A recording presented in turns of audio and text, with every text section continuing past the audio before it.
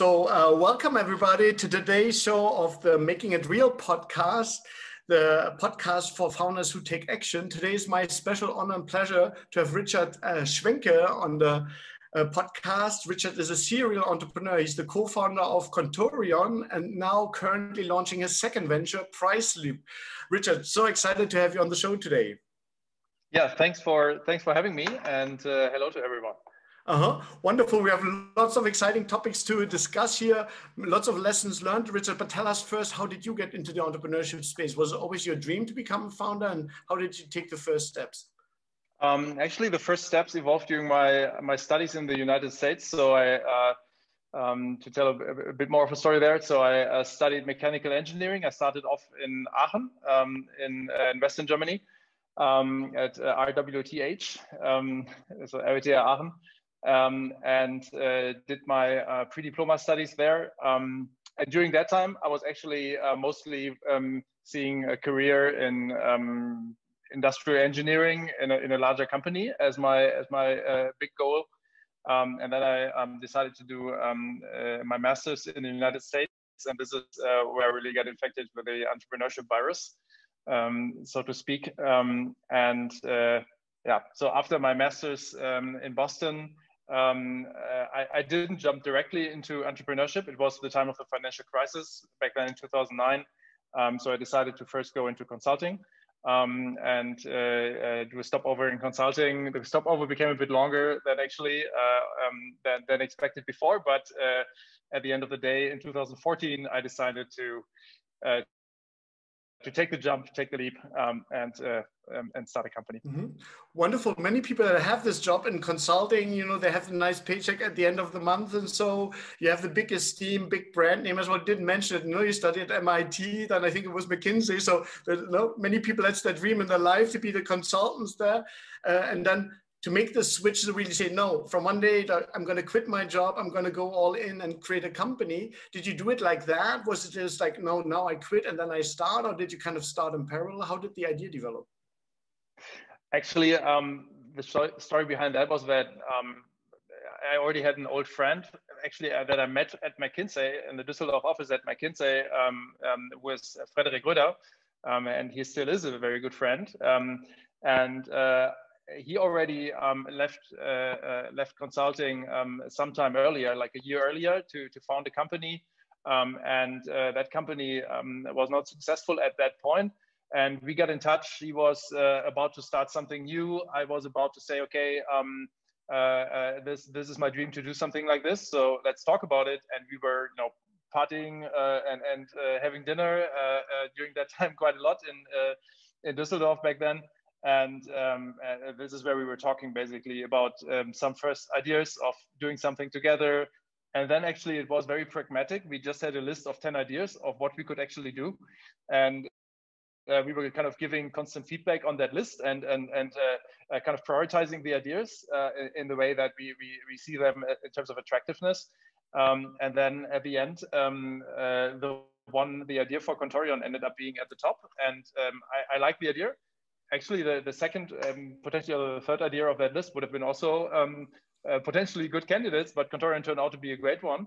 So I then decided fairly quickly to do it. So Frederik and we drove together to Berlin to meet investors. And then we also met Tobias, and then we kind of had a momentum going, and then the decision was kind of already made. And you were looking then for investors rather early as well. So it was kind of like you put together PowerPoint slide deck, the classical like founder story, going over to Berlin, raise some early money. Was it like that? To some extent, yes. It was the situation that we were talking to Project A fairly early about this topic, because we also had a link to them via the McKinsey network, and Frederik and we knew someone there already from the McKinsey network, and then we were talking with them quite early on, and we were talking about this topic, and they already had some thoughts into that direction as well. They were looking at a different company that also was doing something. It was actually a different business model, but they were also active in that space, and they found that to be attractive. And they already had first thoughts into that direction. So they already had a lot of knowledge that at that point we didn't have in that space. So we felt directly that there would be a huge mutual benefit to work together on this topic. And then we quickly decided that Project A is the best investor for this particular topic. And then we also was still at the time where Project A was even more operational than they are today, so to say. And back in those days, it was really, that we as a startup, we were having a lot of resources from Project A. We could leverage a whole team. Basically, we were starting off with a team of 10 to 15 people, all on the Project A payroll. And so we had a huge momentum from day one, and a lot of knowledge we could tap into. And so this was more as it went. And then, of course, we were also making PowerPoint slides to then raise more money. So Project A basically did the very early seed convertible, and then we were raising more money. And for that, of course, we were also drawing PowerPoint slides at some point. Yeah. The classical platform thing, as well as first you need to program the platform as well operationally, then stock supply or demand side. How did you do that? Where did the platform technology come from? This was also part of what I just said. So in fact, Project A had their platform e-commerce system. They were calling it, or we were calling it Yves and Z back in the days. And then at some point, I believe that Spryker also used some of the ideas, the architectural ideas of Yves and Z, and then forked off of that. So we were also inheriting a lot of technology from Project A. So in terms of technology, and to get more or less a few months to get going, then oftentimes the founders that think about creating business ideas, think about like which side should I focus on? No, the classical chicken and egg problem. Or if you want to first maybe pitch the idea, what is actually Contorion? What was the core idea?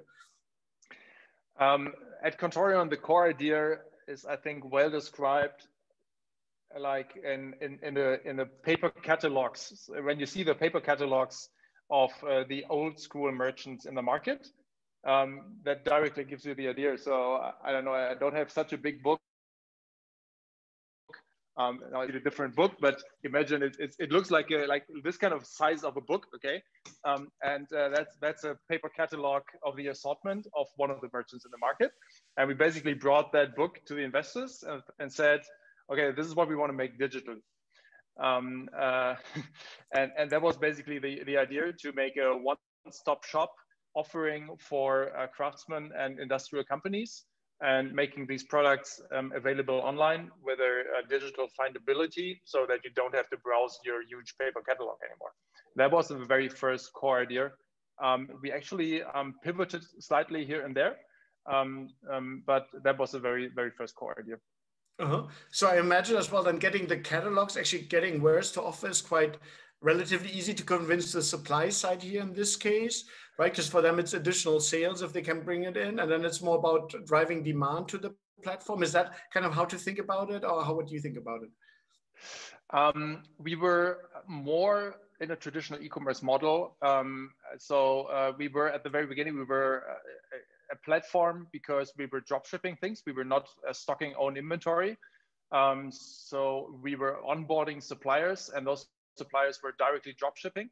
However, we never communicated to our end customers that what kind of supplier he is now sourcing from. So the end customer always had the touch and feel that we are an e-commerce site and they're ordering from us. And in the back end, we were deciding, okay, now this is going to be supplier A, this is going to be supplier B. But we never really made that transparent to the end user. And we also, and I think this is another important feature of like marketplace versus e-commerce.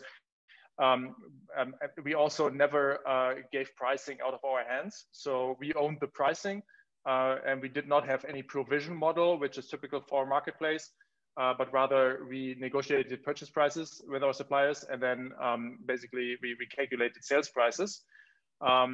And so this is a very important point, actually, in my perspective, or a very important feature of a marketplace. We never did that. So we never really tried out an open marketplace model. We were rather from day one e-commerce model with pure dropship from the start, and then we added own inventory roughly 1 year after launch. Mm-hmm. So people directly bought from you and not from the suppliers, not like at the marketplace model then as such. Yeah. Yes. Uh-huh. Yeah. So I imagine then, no, but still to get the supply, I guess, is quite straightforward. I mean, there's always some issues, I imagine, that we could talk about. No, but finding these suppliers, you had these catalogs and saying, okay, these are the prices, these are the products that we can offer, getting the images, stocking the platform. And then it's about driving kind of volume, meaning as well customers to the platform, right? Oh, sorry, to the, it's an e-commerce basically. So. Mm-hmm. Exactly, yeah. So we were, at the very beginning, we were finding like 2 or 3 suppliers, like wholesalers, which were giving us in the order of 50,000 SKU each. So stock keeping units, product numbers, so different articles basically. So we had 50,000 different articles from each supplier. So we were quickly up to more than 100,000 unique products in our shop. And that was relatively easy to convince them to sell to us. And it was a little bit harder to get the product data right into a format that we can actually use for e-commerce. So this was a little bit of a different story, of course, and that was one of the challenges. And it still remains a challenge to get the product data from this vast assortment, right? And in terms of the demand side, we were basically doing online marketing. We were very lucky that we could hire our head of online marketing from Project A, who had a lot of experience already and was part of building up the marketing team at Zalando and so on and so forth. He did a tremendous job of building up our online marketing, and that also became one of our USPs basically. And we found a lot of customers through online marketing, it was our most important channel. So this is basically how it went at the beginning. To be honest, with very negative CM3. So not earning any contribution margin, but rather very much the opposite. If you deduct the marketing costs at the very beginning, it was every sale was an investment, and then we kind of had to make sure that we were learning as much as possible from the invested money to see what we have to change in terms of our offering, in terms of our pricing, in terms of our assortment, to get better and better. And this was also really like the philosophy from day one. We started off, the P&L looked terribly, and then we kind of inched it forward. Every month was kind of like, it was pretty much a straight line. Even every month we were kind of inching forward on the P&L in different dimensions until it looked good. Mm-hmm. Fantastic. I think this is a very important element because many founders, they want to create e-commerce stores or platforms, and then they find themselves exactly in that position as they start out. And it's quite, heartbreaking for them. It leads to tears in the eyes, these frustrating, these dark days, right? Where they find, oh my God, for the sales price that I'm getting, reducing like the cost of the goods sold of my wares, the whole shipping, the logistics, the credit card fees, and now the marketing expense on top of it. So acquiring these customers there's no margin left. In fact, I'm paying for every box that goes out the door here. I put my own money into this box virtue, or the investors' money, right? So how did that feel, and how did you gain that confidence to say, okay, no, but this is a longer term game, so we can make it work, and let's take it one step at a time, as you said, every month a little bit better. Yeah. To be honest, a lot of that kind of mindset also came from our co-founder Tobias, who already founded the company before and went through that phase already. That was a big asset, and his opinion on that was guiding us a lot, and also expertise from Project A at that point. Like, hey, we've seen that a lot of times in e-commerce. That's totally normal. And it actually looks quite good as you're doing it, and the improvement is great. So that's all good. You're doing well. That also was guiding us there. Without any of those different touch points, I would have probably not felt very comfortable of having basically when somebody's buying for 100 euro, knowing that we probably lost 40 euro on that order. I would probably not have felt very comfortable, but we were seeing the improvements, and that was the thing we focused on, and the improvements were there and consistent.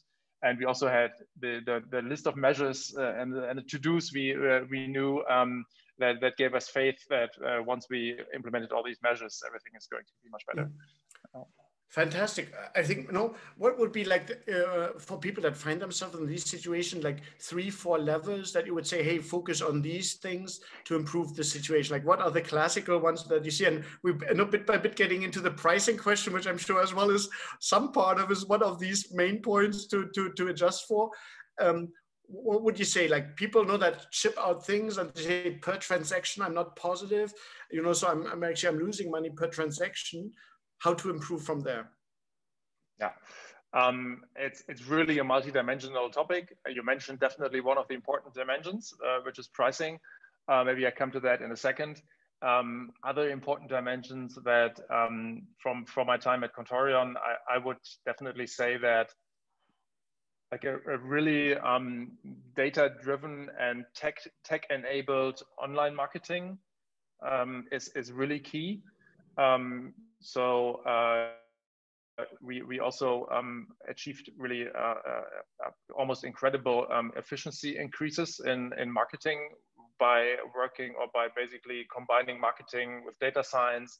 And we even started off with a very strong and tech and analytics minded head of marketing, and also the other marketing people we had at Contorion were all very or are all very analytical. And I think that is very important in such an environment, that you have a really strong focus on analytical performance marketing, and really get into the details, into like, okay, is there any way to predict on SKU level what the revenue per click is going to be, and then adjust the CPC based on that.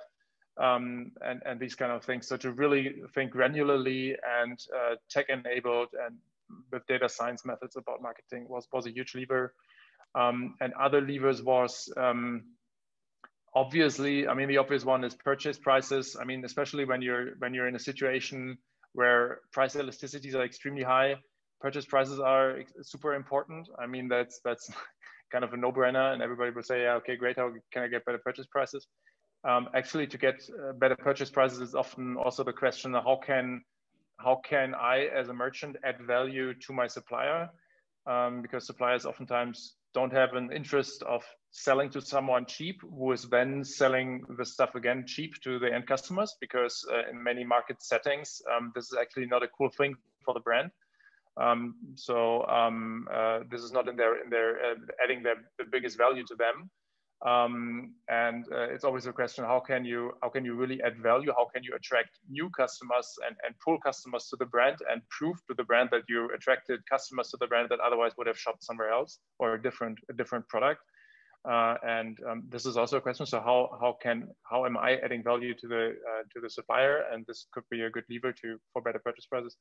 Yeah, and also another good lever. Now it's point 3. I could go on for another 10 or 20 points, but no, it's point number 3, and that's for sure pricing. So sales pricing is in e-commerce is really a huge lever, pretty much in any e-commerce business, or any e-commerce category. I have hands-on experience on different categories from Contorion, including apparel, work apparel, including like small screws all the way up to big garden tractors and these kind of things. So I have seen a lot of different categories, and pricing is always really, really important to get that right. Mm-hmm. And we'll jump right into that then as well, looking at pricing, because that's the new venture then you developed as the next step. If I go to the step before, as well, seeing to work with the suppliers to get really good purchase prices, there you said it's important to show them the additional value that you're bringing, that you're not bringing customers that you would have otherwise maybe shopped at a competitor side or so, but it's really additional new customers that you bring in. How can you show this to the supplier? Like what are the core things? Because I think it's very important for people that are merchants. I think the basis for this is first of all to have a collaborative. I mean, that was kind of like our mindset at Contorion, to have a collaborative relationship with our suppliers, so that you know, we kind of have the mindset that we have the common goal to attract customers together, right? That's the mindset. I mean, there are different mindsets also in purchasing, that you have a little bit more, you know, the bargaining mindset, and of course that's also important. So obviously it's about finding a good balance here, but at the end of the day, I mean, it needs to be a good relationship where the common goal is in the front of everything, and that also meant for me that I was always willing to share certain relevant data with suppliers that is relevant also for them. So to show them, hey, those were the conversion rates on particular campaigns that we were running. Also to sometimes give feedback, hey, your conversion rates compared to your competitor products are good or are not so great. Those are the products where you have great conversion rates, these kind of things.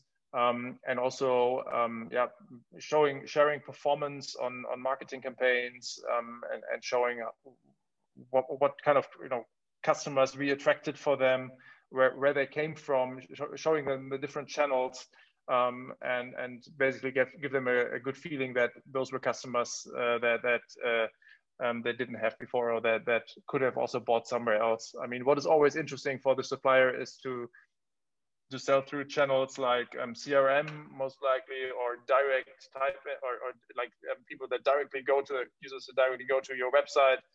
Those are oftentimes the sales that are important for the supplier, because they have the hypothesis or that those are new customers. For them, customers who shop directly via price comparison websites like Idealo, and they already made the purchasing decision and just looking for the cheapest shop, and you happen to be the cheapest shop.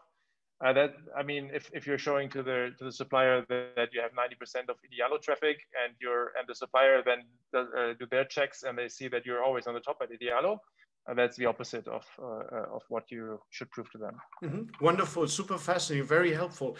Going to the pricing side, and now you're the expert on pricing. That's your second venture, Priceloop. First of all, maybe the core lessons learned from Contorion in terms of pricing, and for people that have these having different suppliers, and now they are in the position to set prices. What are the core lessons learned in terms of setting the right price? Yeah, the core lesson learned is to break it down to one, is probably to do A/B testing and pricing, and to not do it in a hypothesis-driven way.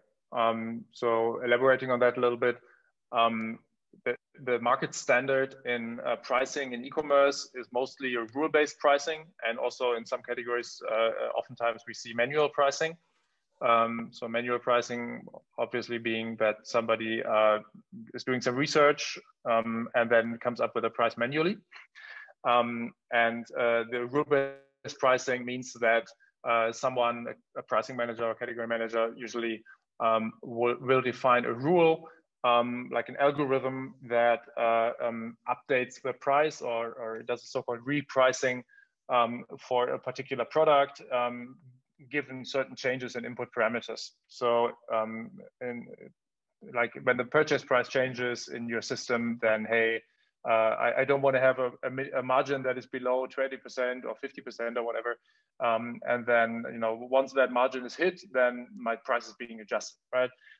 And also, I always want to be €5 above the cheapest competitor on Idealo. That could be another rule.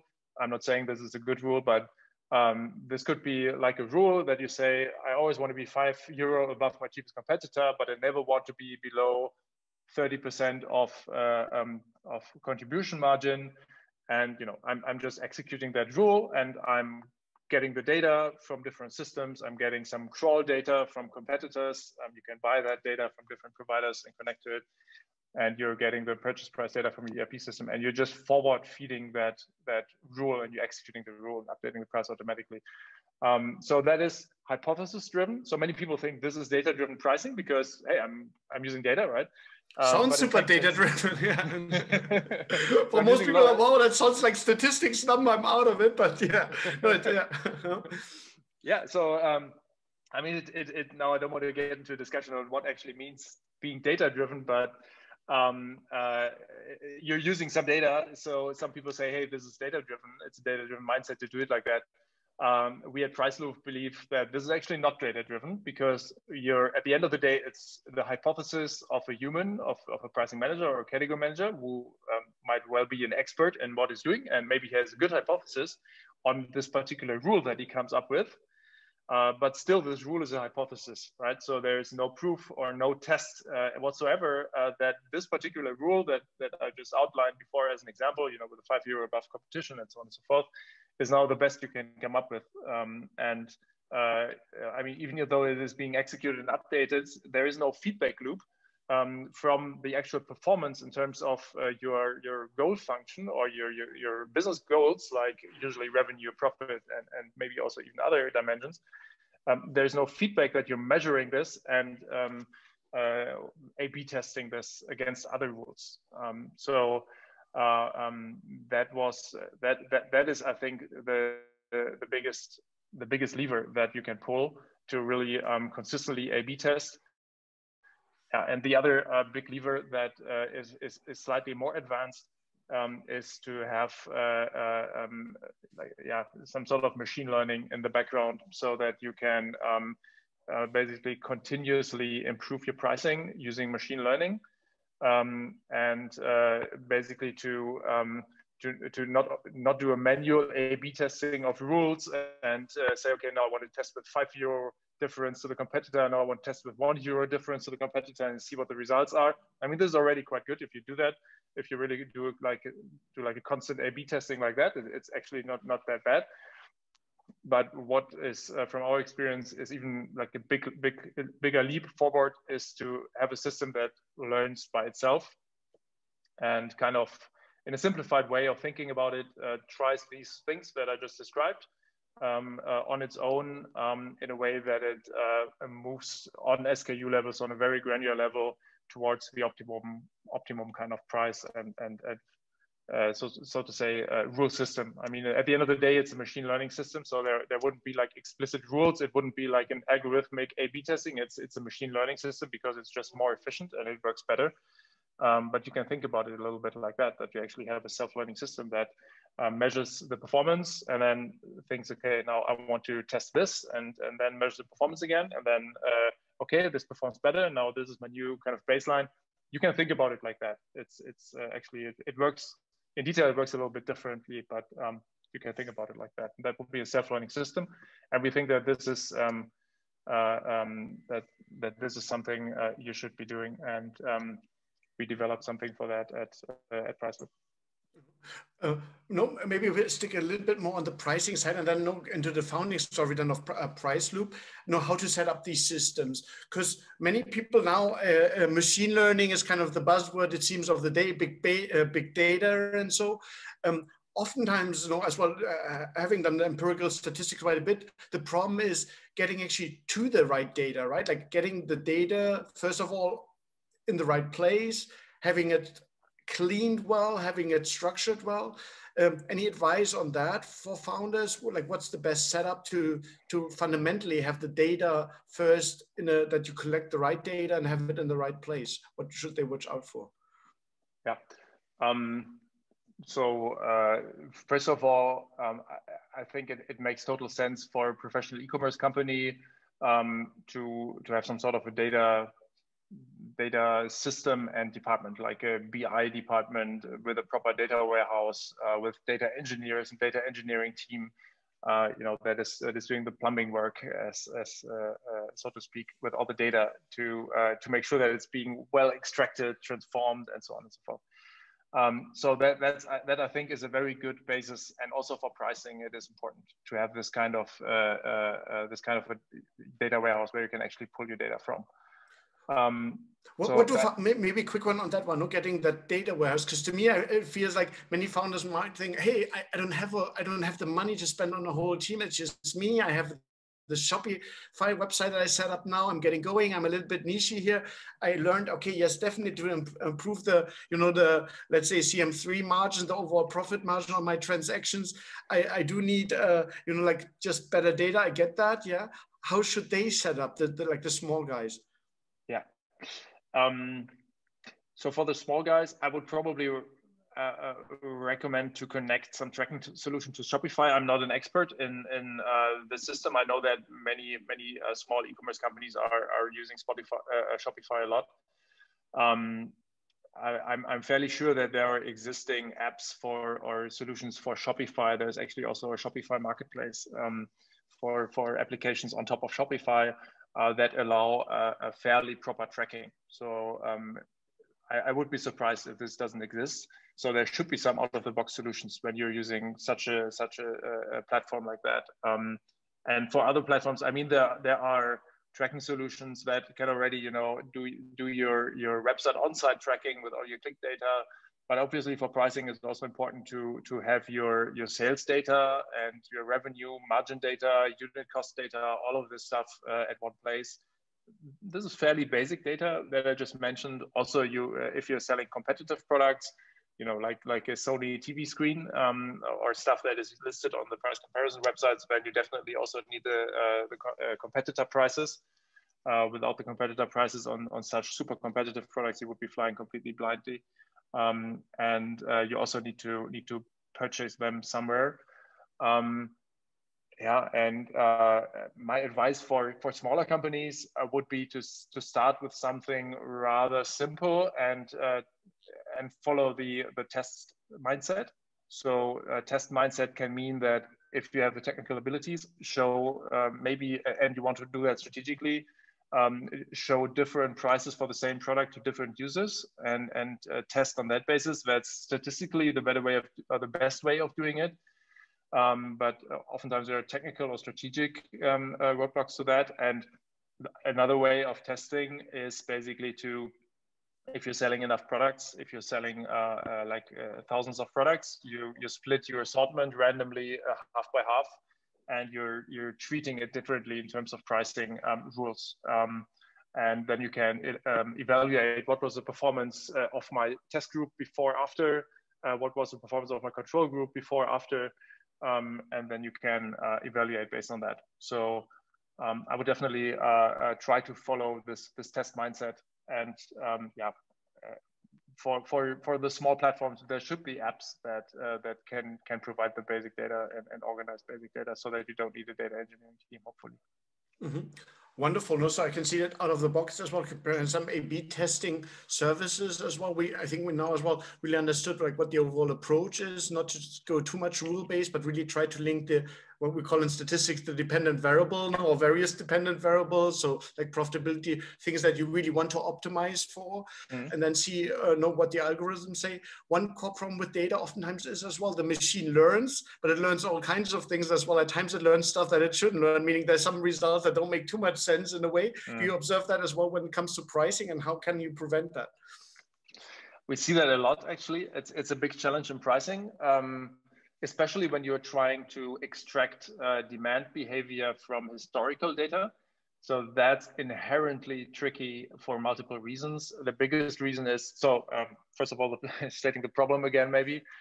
So when you're trying to figure out so-called pricing elasticities, from historical data, it means that you have some history of your sales quantities on units on product level, and you have some history of your sales prices, and potentially also other feature or data inputs. And you're trying to figure out or build a model that predicts how the quantity you're selling is changing in relation to the price you're setting, right? So this is at the end of the day the prediction problem.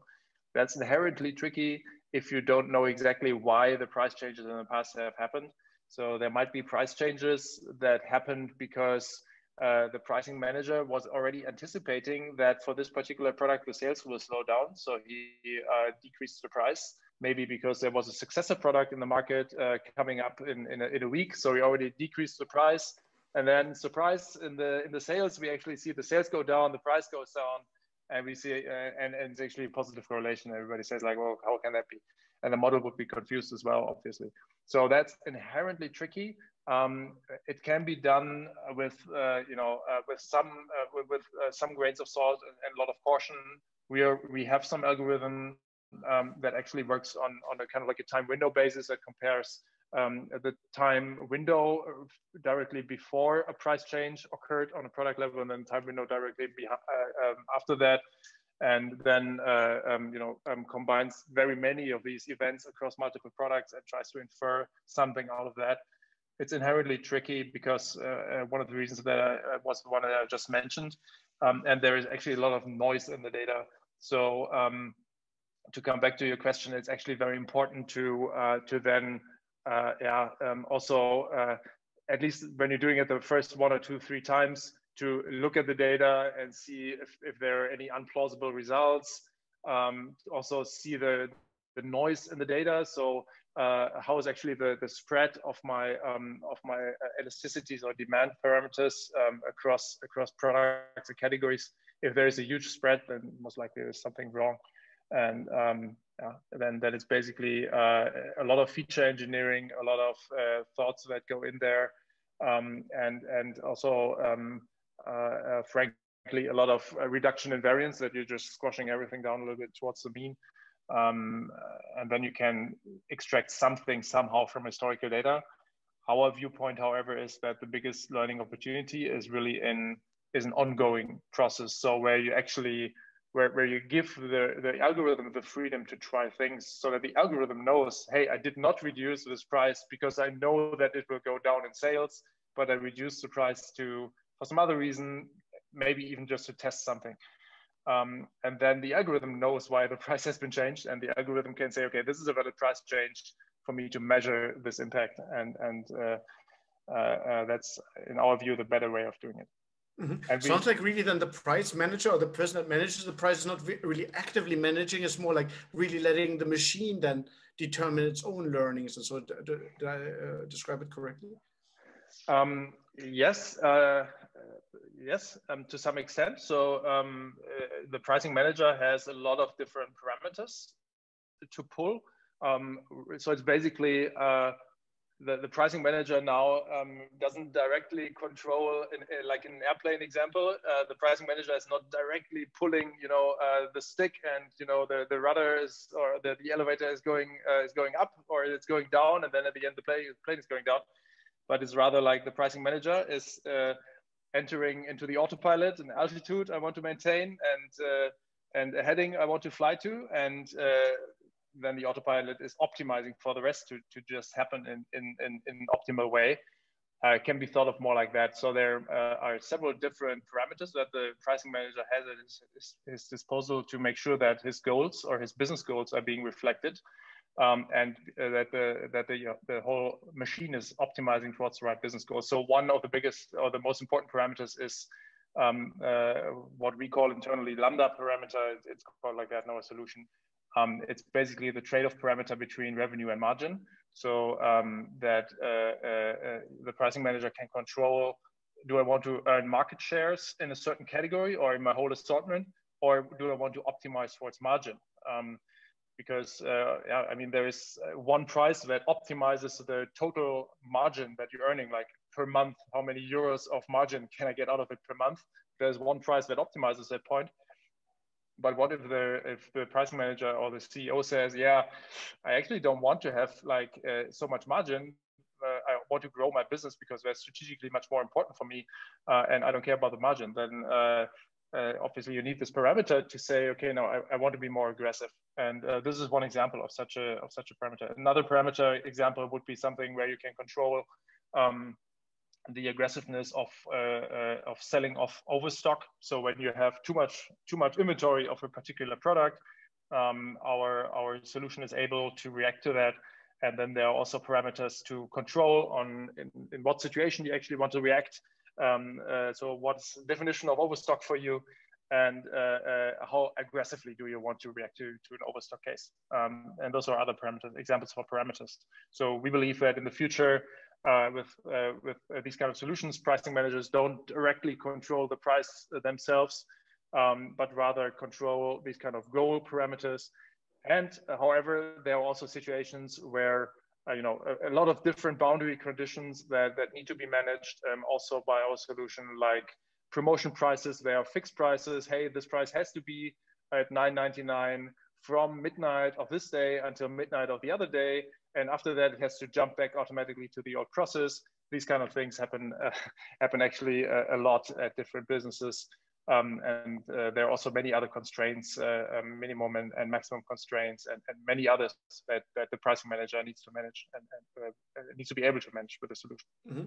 Fascinating. I think a really great topic, because as well, setting the right price has such an immediate impact, as we see here, on revenues and on growth and on profitability. And it depends a bit as well, no, where you are and where you want to set the focus then. So I think it's really great to see the potential here. We as well looked at what people could do early on when they don't have the massive data set up. Maybe if we go to the founding then and exiting Contorion and then starting Priceloop, what caused you to say, okay, now that's it for me in Contorion, and now I want to start my second company? In brief terms. Brief terms.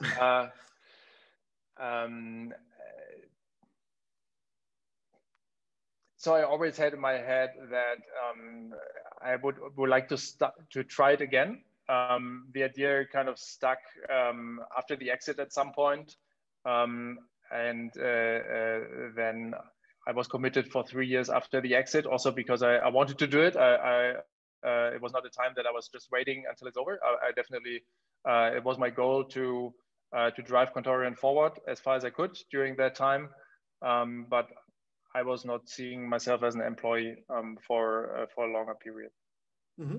And then you had the idea, hey, in pricing, we always saw immediate impact there. It's very important for the business.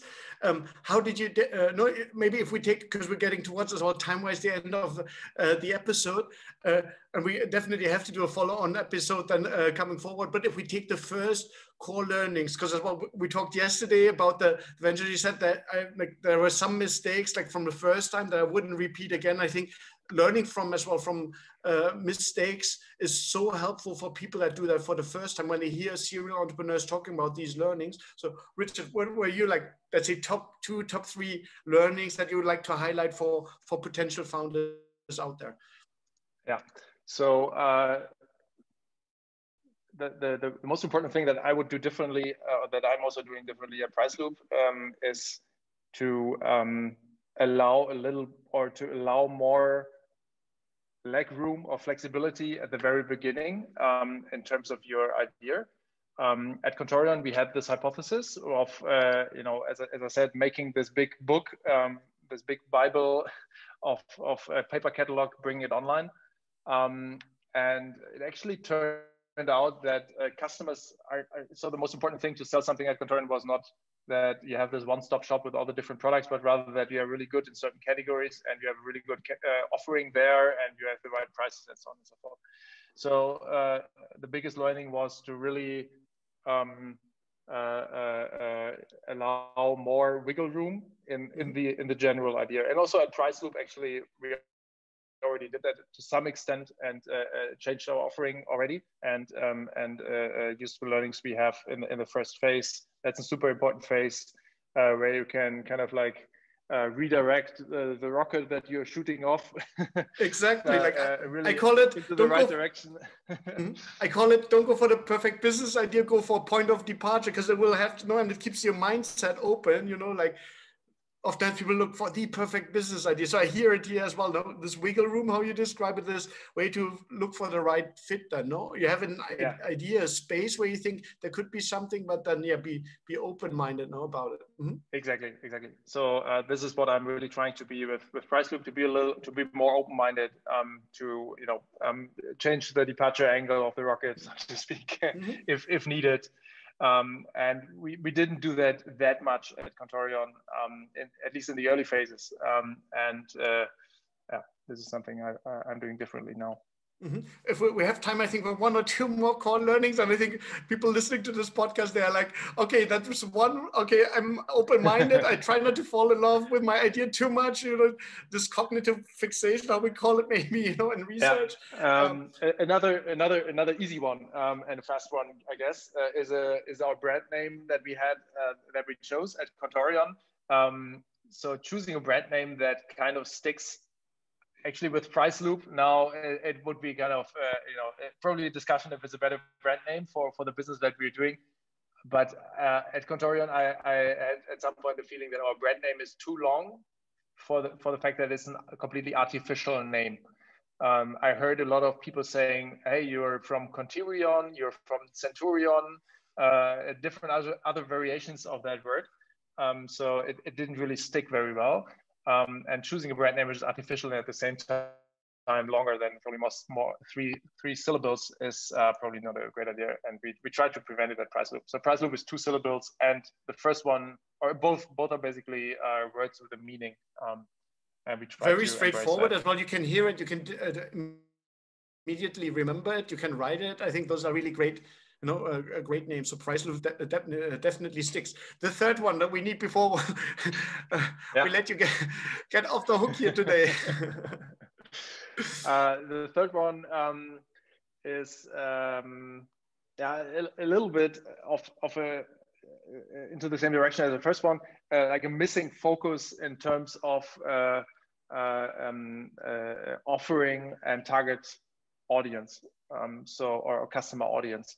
So at Contorion, we were having the idea of bringing live a huge assortment. We didn't really have any in-depth understanding of the stuff we were bringing live there, because we were onboarding 150,000 SKU at once, and we just dumped them on the site and hope that somebody would buy something. And to have a better understanding, I mean, of course, we were trying to get an understanding of our customers and so on and so forth, and we were learning while they were purchasing. So that was also something we did, but before you actually go live, to really have a better hypothesis of the value that you will be bringing, and to have a better focus on your target audience and also your offering, is probably something that is another learning. Mm-hmm. Wonderful. Final question for today, Richard. You're launching now the second company. What do you actually enjoy the most, of creating these startups? Like, why, right? Because you could have said as well, you could have continued, you could have done all kinds of other things. I like to build stuff, and at Contorion, at some point, I was managing director of about 300 people company, together with my 2 co-founders. And it's a different role. So it was more about building the organization, enabling the organization, coaching others to build stuff, and coaching others to come up with innovations. And it's just a little bit more indirect. And what I really like doing is to think about challenges and to think about solutions for those challenges, and to work hands-on on the product. And during this early phase, it's really a great time to do that. And of course, not only working on the product, but also to get the feedback from customers, talking to customers, trying to sell it, and then, hey, I'm not buying it because of that, and then trying to incorporate that feedback into the product. This circle I really like. And also it's the other thing that I like is about the emotional swings from day to day. So in the early phases, you really think sometimes like, oh crap, okay, this is going to be tricky now, this feedback, wow, how I'm dealing with that. And then other days you have so much great positive feedback from all sides, and these kind of like more emotional phases every day bring something where you say, okay, wow, this is really cool, or this is now, okay, this can be really shitty. And when you're in a bigger business, you're a little bit more like, it's a bigger ship. So it's not like every day really swings your mood from -10 to +10. And I kind of like that. So it's a bit more of a thrill. Wonderful. Richard, thanks so much for taking the time and sharing all these wonderful insights for people who want to make it real. Thanks so much. Thank you for having me. Have a great day. Thank you. You too.